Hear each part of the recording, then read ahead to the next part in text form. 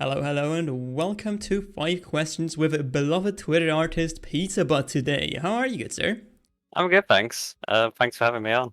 Appreciate it. Oh, very much a pleasure. Would you like to introduce yourself in a couple of sentences? Yeah, sure. So I'm PizzzaBot. I'm primarily a CS:GO artist. I produce sort of screenshots and edits of CS:GO skins. I'm also a bit of a collector. I mainly collect ninjas in pajamas, DH14 hollows. Yeah, you And do. that's been the passion for the last 2 years now. And yeah, it's great to be here and have an opportunity to talk about my interest. Absolutely beautiful cross, might I just add. I love him. But before we start with the video, a short word about our partner GamerPay. GamerPay.gg is a CSGO marketplace built in Denmark. They provide a service that makes item trading safe and easy. Check them out down below the video to support a great project.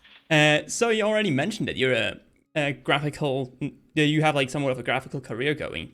Did that start with CS, or did you first like get into graphical design in some other way? So I studied art at school, and then I went on to study architecture at university. Oh, okay. And when I finished my university course, I was in a point of time where I didn't have too much going on. So I ended up getting on Twitter, and I wasn't sure what I was going to do on Twitter, but I sort of came across this community, and I had a passing interest in CS:GO skins from before. I used to watch Okay, mixed skillet interesting. videos, and I played a bit of Of course. CS:GO. And yeah, I just found this opportunity to get into to try and learn something new and show it to people, and people quickly, took an interest in my artwork, and from that, I've been developing it ever since. Definitely. Did it like somewhat correlate with your architecture studies? Maybe like with some render softwares or something like that? Yeah, so as part of the course, we have to sort of develop sort of crib sheets and portfolio work, and I had to sort of learn more about Photoshop as I was going through the course. I don't actually use Photoshop anymore. I use a sort of proprietary software, Okay. but it was a great opportunity to kind of develop those art skills, and I've been applying them since as well. So It's it's nice. kind of gone both ways. I always use the free brother GIMP. I don't want to pay for Photoshop. Yeah, same. And that's the way, that's the way. So, Valve has been pushing more and more towards community content. Have you ever made a skin yourself, or have you like been thinking about making a sticker or a skin yourself? Yeah, it's an unfortunate story. The Twitter artist Anxiety, I don't know if you've heard of him. He reached out looking for an artist to work on a CS:GO skin with, and I put forward a portfolio, and he said he really liked my work and wanted to work together. And that was for the Dreams and Nightmare competition. Oh, yes. So we got quite a long way through the process, but unfortunately we were just having difficulties making it into a kind of finalized product that both of us could be happy with. So we had to sort of put that on hold. But we did have another go, and we designed a few stickers for the CS:GO 10 competition. None of them got accepted, and we were both a bit disappointed by it. But Oh we man. finally have something on the workshop, and we got a few sticker designs together. Okay. It just felt really rewarding, and one day if I could get something to the game, that would just be a That'd be dream come amazing. true. Yeah, exactly.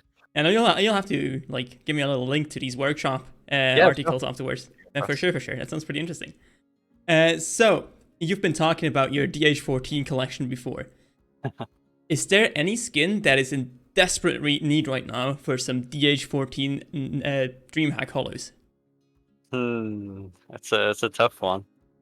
It's funny because I've actually, when I first started doing DH14 graphs, Hmm? I didn't really have any competition, But I think Yeah, as I true. sort of grown on Twitter, and more people have seen, and started to The appreciate beauty. the graphs. Exactly.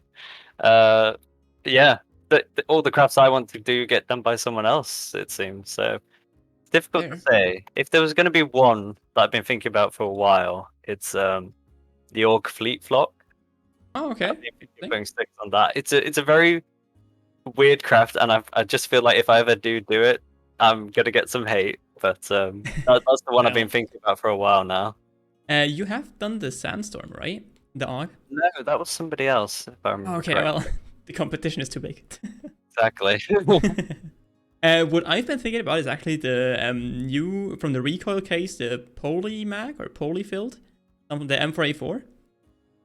Oh, the Polymag. I think Yeah. well, I already crafted that, and I think someone crafted on an even lower float than me. So, Well, never I mind mean, we then. have the same idea. But Must have missed that. well, I mean, I can see why you brought it up though, because it's a craft I'm really happy with, and I'm reaching out to Understandable. the owner of the #1 Polymag to try and get that one as well. Nice. Double up. Yep. Maybe do a little trade. Scam him. Mm. So Well, I... Yeah. Yeah, no, that was all. Just kidding. We wouldn't scam out here. No. So I absolutely love the beige theme of your inventory. I think beige is like a color that you don't really see that much in inventory themes. Yeah. I think a lot of people, they like bright colors, and I like Yeah. that I'm picking the trend and going with a more neutral kind of theme. Yeah, I totally get it. I mean, it's also like much more unique than like, let's say, a blue inventory. And what kind of got you into this beige theme? Was it just because of the NIP DH14 sticker, or did you like start beige before?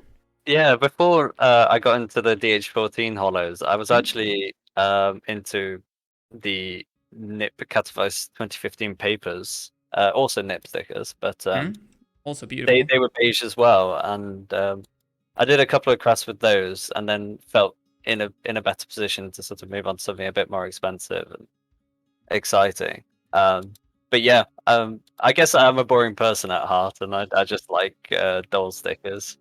Have you ever watched Brooklyn Nine-Nine? Yeah, yes, I have. I was actually watching that at the weekend with some. Nice. The clip with his favorite color is beige. I always have to think of you.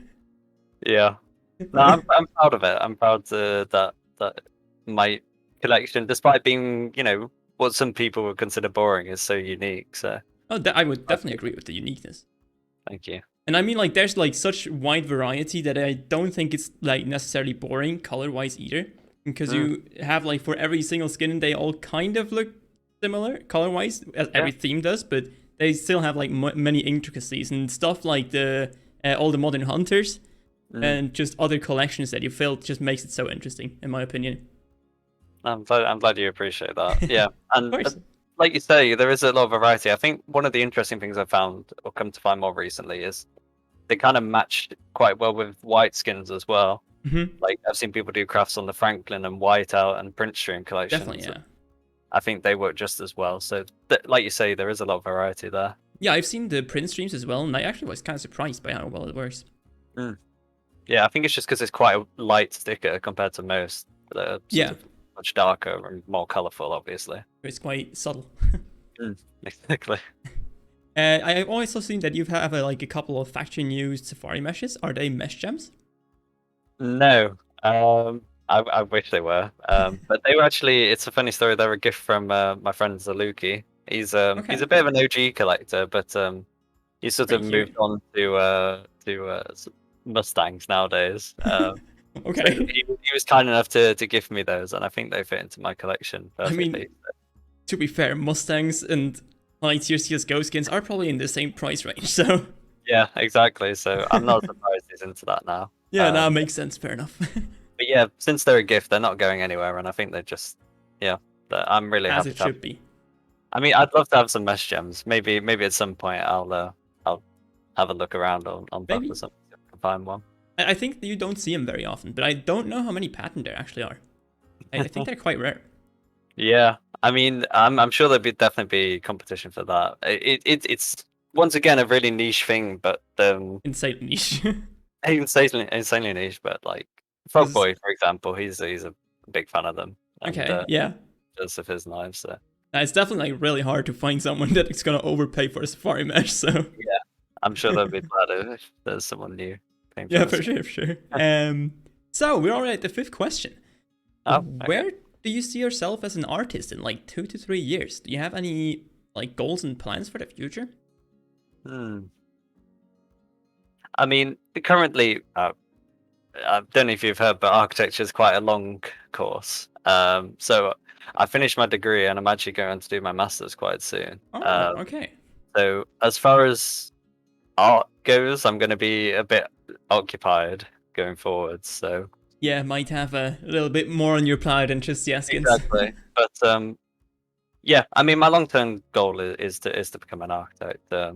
As far as the CS:GO artworks go, it's always been a hobby for me, and it's something that I'd like to keep going because I've built up quite a nice community, and I've made loads of friends for it. And I always try and occasionally branch out and try different things with the skills I've gained, but it always comes back to doing CS:GO artwork. So I don't think it's something I'm ever gonna stop Rinse and doing. repeat.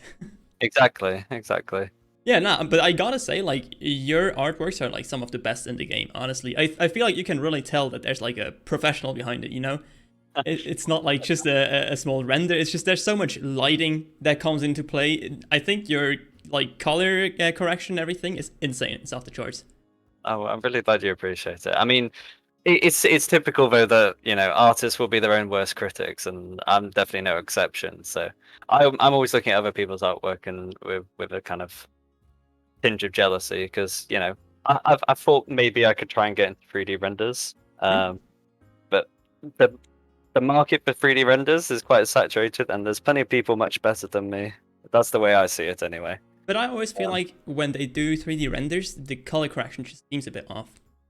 I mean, there's ways around that. Obviously, I know some 3D renderers actually they will put it into Photoshop, or they can do it in Engine, and they'll do color correction after the fact. So if I ever got into it, I could still do the same color correction with the image once it's done. So yeah, it's not like you're really missing out on that. But I just feel like if I ever did try to learn it, I'd be learning from them, and I'd just pick up their style anyway. So I think the fact that I do what I do is very unique, and that's what I want to keep doing. And I'm happy that people like my artwork, and I can continue to keep doing it. I mean, I don't know if you remember it, but when I was really new to Twitter and Twitch, then you made my banners. And it was actually the first ever like artwork or anything like that I bought off the internet, like ever. Really? Wow. Yeah. You kind of unvirginized me when it comes to artworks. That's crazy. I mean, although I do CS:GO artworks, I've been doing commission artwork online for like a lot longer, at least 10 years. Okay, yeah. I did hand-drawn artwork, and then I'd scan it in and color it digitally. And I've been doing that. Yeah, I posted a few of them on my Twitter, but obviously most people only see my CS:GO stuff. But I do. That's cool.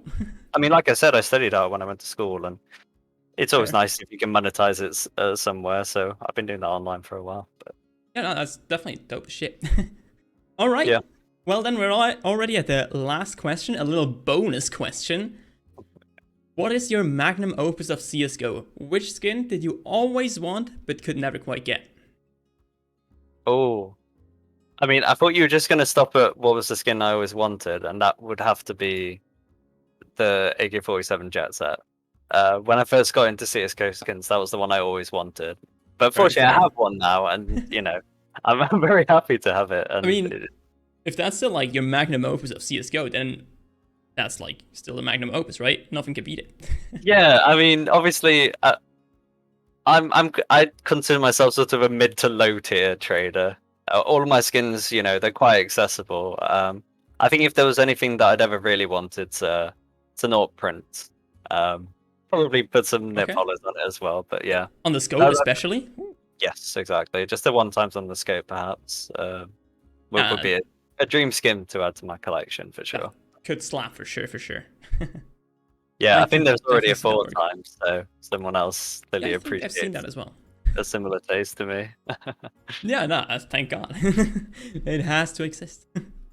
Well, thank you very much for conducting this lovely interview with me. It's been brilliant. Thank you. It was a very fun time talking to you. And thank you everyone for watching. Like and subscribe to not miss any future content. And we are EsportFire.